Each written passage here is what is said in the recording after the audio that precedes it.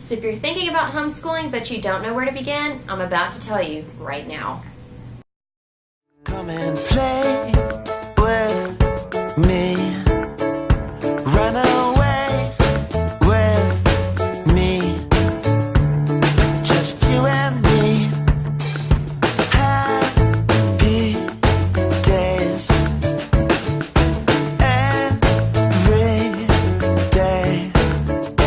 We will be okay.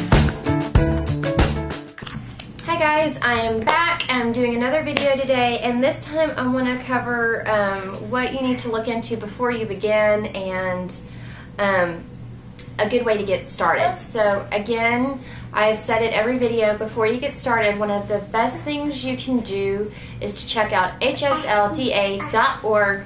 They are going to be able to inform you of what your state laws and requirements are, because they do vary state by state. It's going to let you know exactly what you need to do.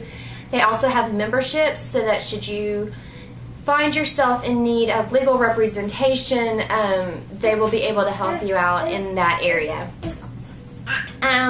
So before you begin, there are some pretty basic things that you need to sit down and do. And one of those is, for me, I would honestly tell you that the first thing you need to do is pray. I know that's not necessarily something everybody will want to do, but as a Christian, I definitely wanted to make sure that this was a decision that we felt was pleasing to the Lord. Sounds like she fell, but she didn't.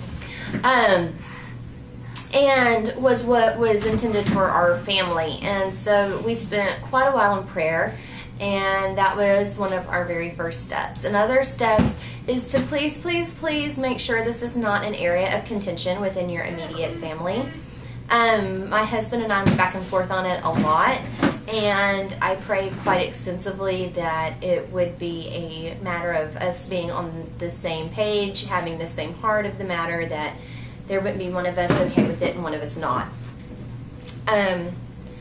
Another thing that you might want to do is check into what your local resources are. I know that's something that we did. I did research on all of the public and private schools within about a 30-minute driving radius from where we live. And then I also looked into homeschool co-ops, homeschool field trip groups, things that we would be able to participate in, maybe through the local library or the YMCA. What Facebook groups I could join that would help. Got in touch with other homeschooling moms and dads, and that just really, really helped quite a bit.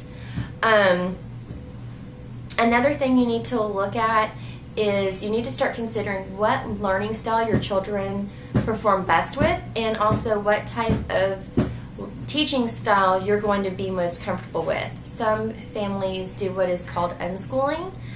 Some families do a more Montessori method. Some families use a classical method of teaching. Some use Charlotte Mason. If you start looking into teaching styles, you're going to probably get overwhelmed very, very quickly. One of the things that I realized is I like a lot of the classical ways of teaching, because it really kind of is geared towards how a child learns best by age group. Another thing is I like Charlotte Mason because she doesn't like what she calls twaddle. She likes to give the children some pretty, what a lot of people would probably consider advanced, but really it's not. They're able to grasp it quite easily. And there's a lot of memorization, there's a lot of repetition, there's a lot of going outside and being in nature, which is nice for us. So that's what we decided on, is it was good for how I wanted to teach, and it worked well with my kids' learning styles. You also need to figure out what your homeschool budget is, because it can range from free to extremely expensive. So that's something that you need to also take into account, is reasonably how much do you think you're going to need to be, or that you might need to spend, and what you're able to spend. And sometimes those fall pretty far apart, but you do need to take into account what the curriculum is going to cost. You need to take into account what the school supplies are going to cost. Being part of a homeschool co-op or field trip group. Are you standing up? Yeah, you are.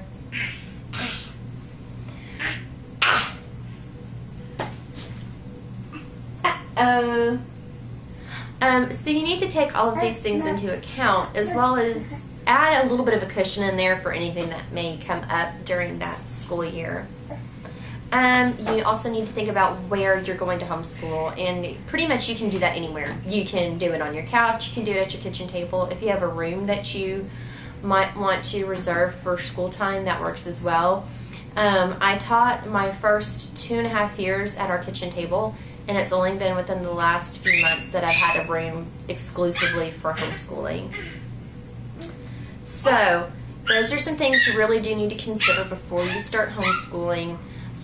Look into the different learning styles, teaching styles, curriculum, budget, and again, the number one thing you really need to be on top of is what is required in your state. I don't want anybody getting in trouble legally. I am not a professional in knowing what is legal in each state, so please, like I said, a great place to look for that information is hslda.org, and I will link that below.